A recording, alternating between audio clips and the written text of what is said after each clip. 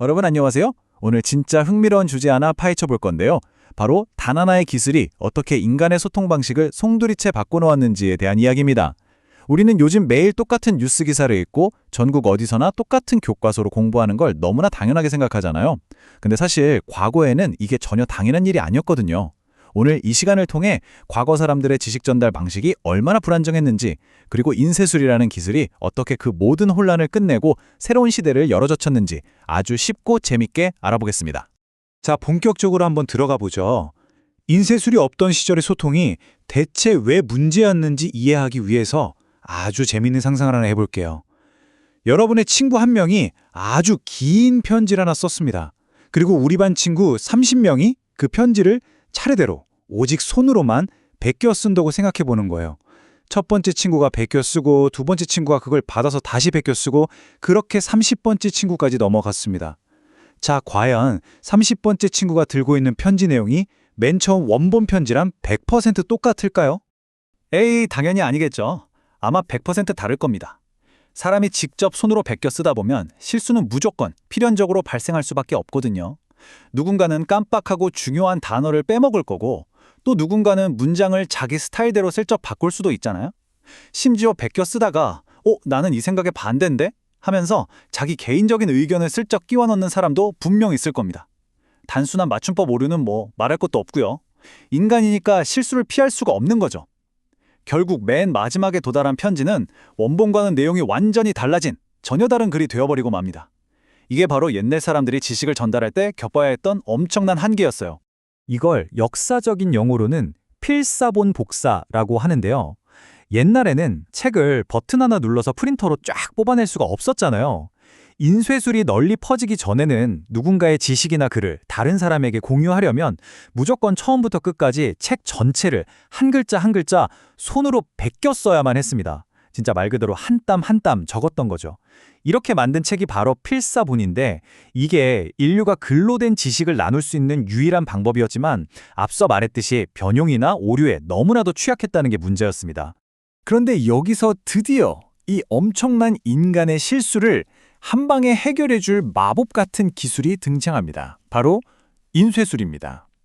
인쇄술은 한번 딱 원본을 정해놓고 금속 활자 같은 틀을 꽉 고정시키면 그 틀을 이용해서 수백 장, 수천 장을 완전히 똑같이 찍어낼 수 있잖아요. 손으로 베껴 쓰면서 생기던 단어 누락이나 문장 변형 같은 인간의 개입 자체가 아예 차단돼 버린 겁니다. 단 하나의 원본이 완벽하게 락이 걸린 채로 대량 복제되는 그야말로 엄청난 혁명이 일어난 거죠. 그러니까 여기서 우리가 주목해야 할 진짜 핵심은요, 인쇄술이 단순히 책을 많이, 빨리 만들게 해준 기계 정도가 아니라는 겁니다. 진짜 중요한 건 바로 정보의 표준화를 이뤄냈다는 거예요. 사람마다 다르게 베껴 쓰면서 생기던 그 혼란스러운 변형들을 싹 다 없애고 완전히 똑같은 내용이 똑같은 형태로 세상에 뿌려지게 만든 거죠. 글쓴이의 원래 의도가 아무런 왜곡 없이 수백, 수천 명에게 그대로 전달되는 정보의 표준화라는 거대한 패러다임 전환이 일어난 겁니다. 자, 그렇다면 이게 역사적으로 얼마나 큰 차이를 만들었는지 아주 딱 떨어지는 두 사람을 통해 비교해 보겠습니다. 바로 위대한 탐험가 마르코 폴로와 콜럼버스입니다. 먼저 두 사람이 살았던 시대적 배경부터 한번 볼까요? 타이밍이 기가 막히게 다릅니다. 마르코 폴로는 1295년에 중국에서 돌아왔어요. 이때는 인쇄술이 세상에 퍼지기 한참 전이었죠. 반면에 크리스토퍼 콜럼버스는 1490년대에 카리브해를 탐험했습니다. 이때는 이미 유럽에 인쇄술이 쫙 깔려서 활발하게 쓰이고 있었던 때란 말이죠. 한 명은 인쇄술 이전 시대, 다른 한 명은 인쇄술 이후 시대 사람인 겁니다. 이 기술의 차이가 그들의 역사적 기록에 어떤 결과를 가져왔을까요? 자, 이 놀라운 숫자를 한번 들어보세요. 바로 150입니다. 이게 무슨 숫자냐면요, 현재 남아있는 마르코 폴로의 여행 이야기 필사본 중에서 서로 내용이 꽤 다르게 적혀있는 버전의 개수입니다. 무려 150개나 된대요. 마르코 폴로의 기록은 인쇄된 책으로 딱 고정되지 못하고 수백 년 동안 수많은 사람들이 일일이 손으로 베껴 쓰다 보니까 이런 엄청난 숫자의 다른 버전들이 생겨나 버린 겁니다. 아니, 버전이 150개나 되면 대체 어떤 게 진짜 마르코 폴로가 겪은 진짜 이야기일까요? 여기서 오해하시면 안 되는 게 마르코 폴로가 일부러 뻥을 치거나 거짓말을 했다는 게 아닙니다. 인쇄술이 없었으니까 아까 우리가 했던 30명의 친구 사고 실험이 수백 년에 걸쳐서 일어난 거예요. 사람들이 베끼고 또 베끼다 보니 내용이 계속 산으로 간 거죠. 그래서 오늘날의 우리로서는 그 150개 중에서 대체 어느 것이 진짜 원본에 가까운지 도저히 확신할 수가 없는 안타까운 상황이 된 겁니다. 그런데 콜럼버스로 넘어가 볼까요? 여기서는 숫자가 확 바뀝니다. 단 1개. 150이란 숫자와는 비교도 안 되는 본질적으로 완벽하게 고정된 단 하나의 버전만이 존재합니다. 왜 1개일까요? 콜럼버스는 그 당시에 최신 기술이었던 인쇄술의 혜택을 아주 톡톡히 봤거든요. 그가 탐험에 대해 쓴 편지는 쓰인 직후에 바로 인쇄된 형태로 딱 고정됐습니다. 기계가 똑같은 판에서 수백 장을 찍어냈기 때문에 중간에 누군가가 마음대로 내용을 빼거나 덧붙일 틈이 아예 없었죠. 덕분에 150개로 쪼개지는 대참사를 피하고 단 하나의 확고한 버전으로 널리 퍼질 수 있었습니다.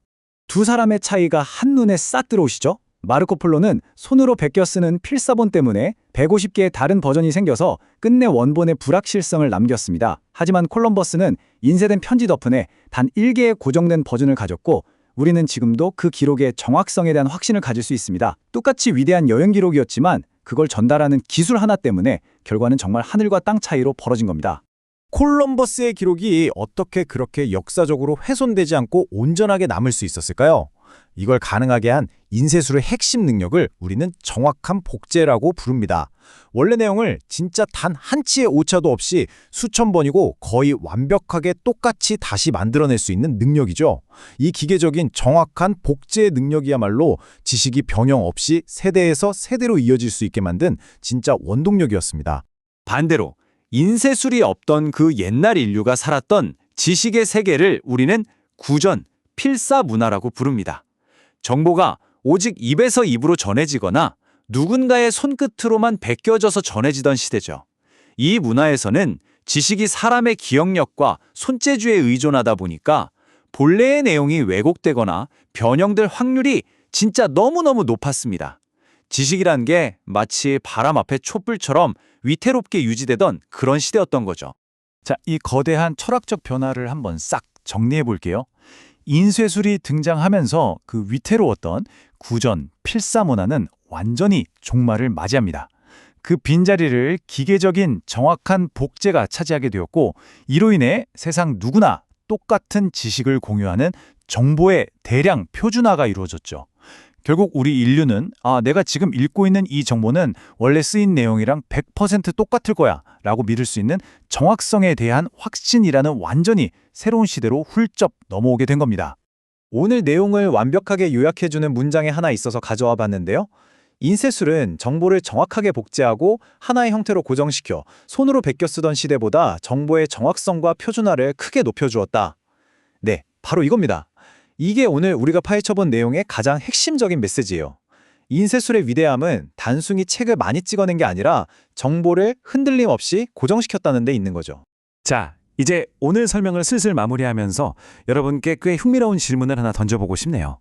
수백 년 전의 인쇄술은 우리 인류에게 변하지 않는 정확성에 대한 확신을 주었습니다. 그런데 말이죠.